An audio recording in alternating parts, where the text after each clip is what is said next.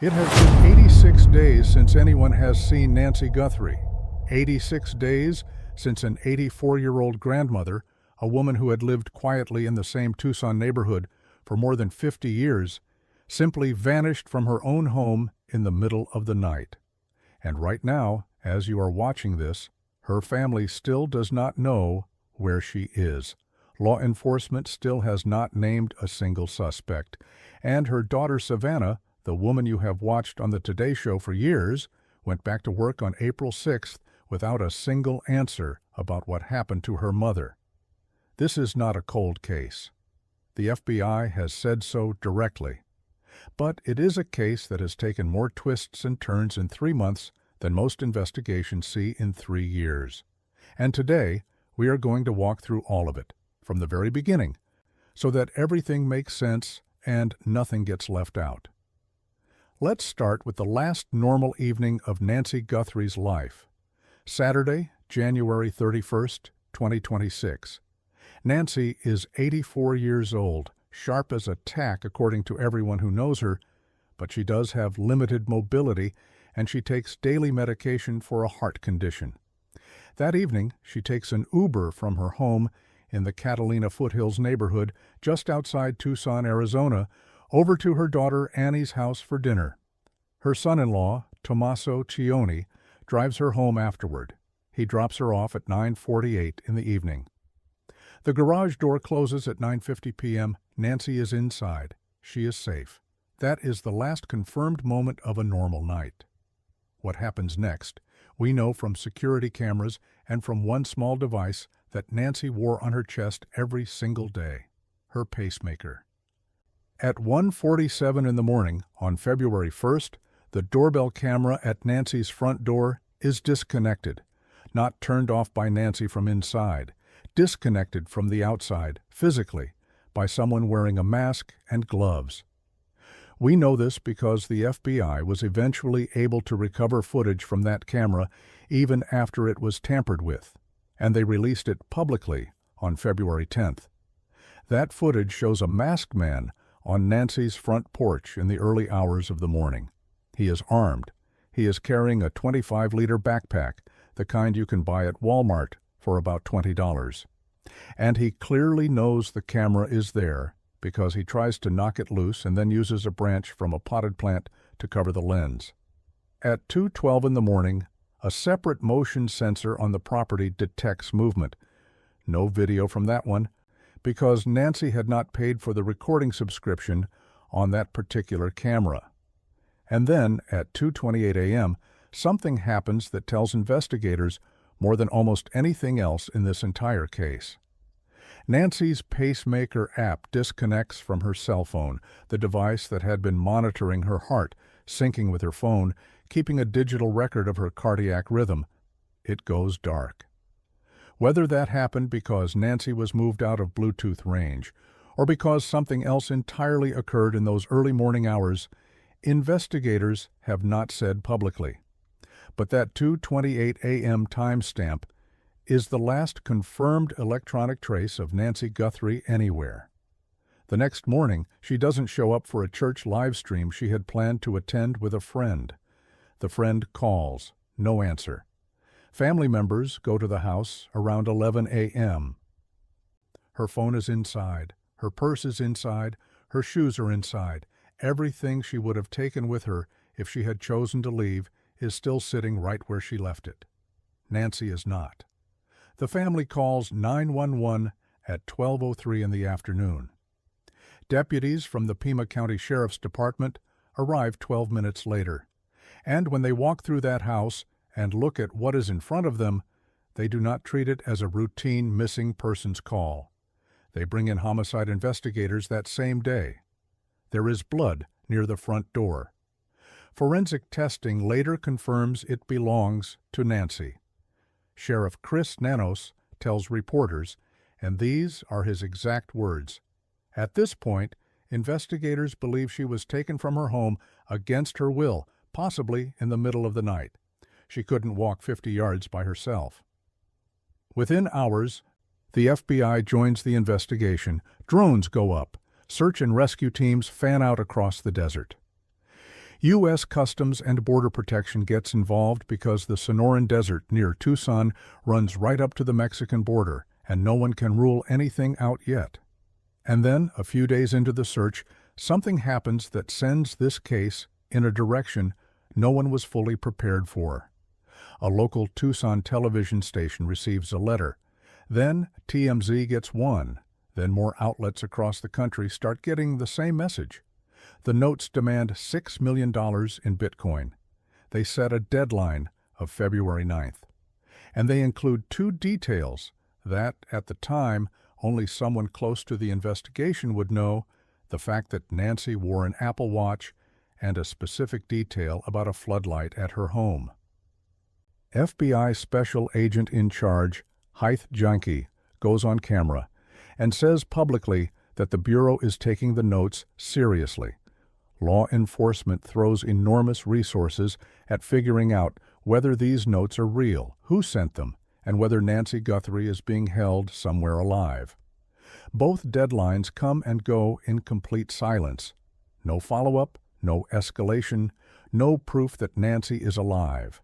And that silence, more than anything else, is what has driven 86 days of one of the most complex and closely watched investigations in the country.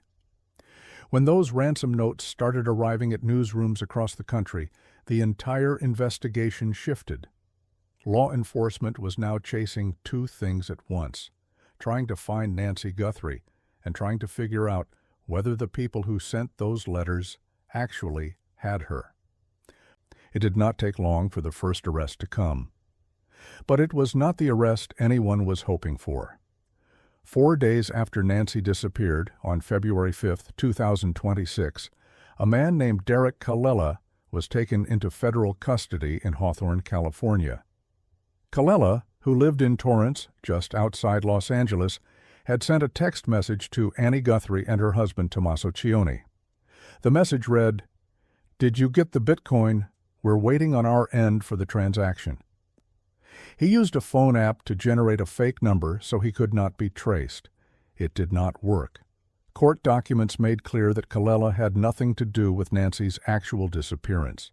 He had seen the news coverage, seen the family's video asking the kidnappers to make contact, and decided to insert himself into the situation.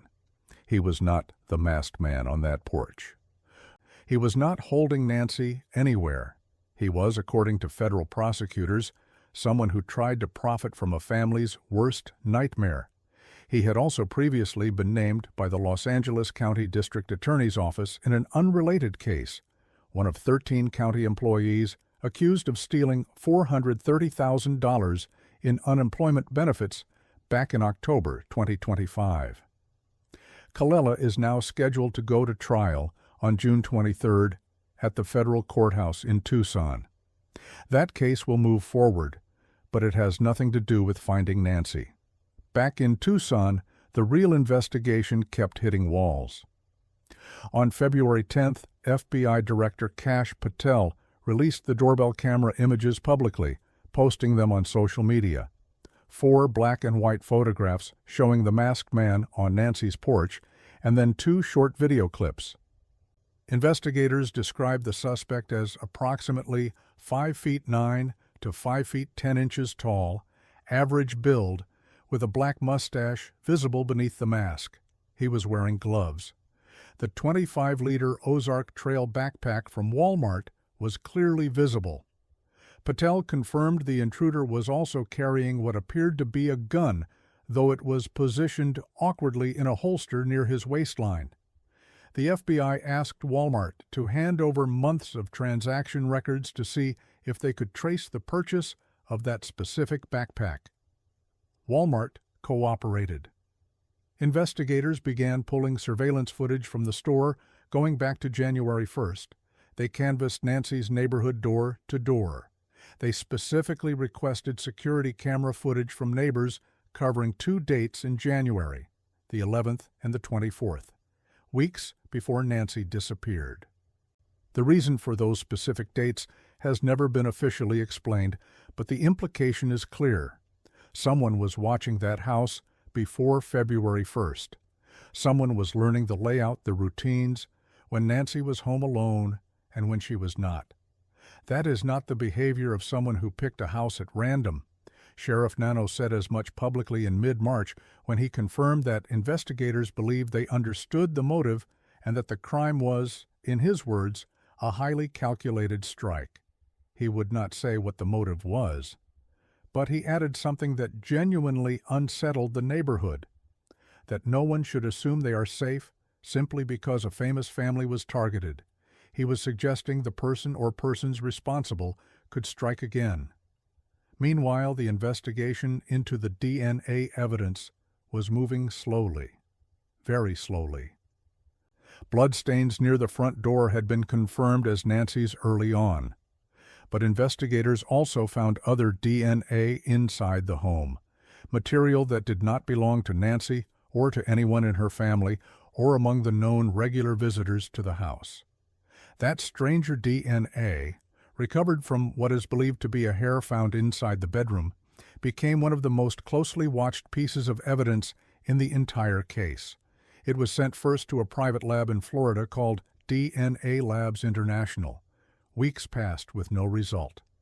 Then came word that it was being sent on to a California lab called Astria Forensics, based in Santa Cruz, which specializes in extracting usable DNA profiles from rootless hair, something that was considered scientifically impossible not that long ago. Astria's work was central to identifying the Gilgo Beach killer. Investigators and genetic genealogists who have spoken publicly about this case have said that if any lab can get a profile out of that hair, it is Astria. As of today, April 27th, we are still waiting on those results. And while all of that was happening, the Pima County Sheriff's Department, the agency leading the local side of this investigation, was coming apart from the inside. Deputies voted unanimously, every single one of them, in a formal no-confidence vote against Sheriff Chris Nanos, not a majority. Every responding officer on record said they did not trust their own commander. A recall effort was launched to remove him from office. Then came perjury questions after Nanos gave a deposition in December where he reportedly said he had never been suspended as a law enforcement officer. Records from his time in El Paso, Texas between 1976 and 1982 show 8 separate suspensions totaling 37 days of unpaid leave and 26 internal allegations. His attorney said he misunderstood the question. Then, on March 26th, a 22-year-old Pima County deputy named Travis Reynolds was arrested by Tucson City Police, a completely separate agency, on abduction charges. Reynolds had allegedly kept a woman locked in his patrol car while transporting her to a detention facility, shown her graphic content, and refused to complete the transport until she complied with his demands. Security cameras at the facility backed up her account. Reynolds was fired. His bail was set at $200,000. He has no confirmed connection to Nancy Guthrie's disappearance, but his arrest inside the very department running her case sent shockwaves through a community that was already losing faith. And then, just this past weekend on April 25th, Fox News Digital published more than 220 emails showing that the Pima County Sheriff's Department had been deeply embedded with a reality television production crew filming a show called Desert Law for the A&E Network. Those emails show that the head of the department's homicide and cold case units had been rotated out in the year before Nancy was taken. The same unit that should have been most experienced in handling exactly this kind of case had new leadership going into February 2026. Through all of it, the fake ransom arrests, the DNA delays, the department scandals, the FBI has remained. Their task force is still working. The tip line is still open. The $1 million reward from the Guthrie family is still sitting unclaimed. And Nancy's daughter Savannah went back to the Today Show on April 6th and has been showing up every morning to do her job without a single answer about where her mother is.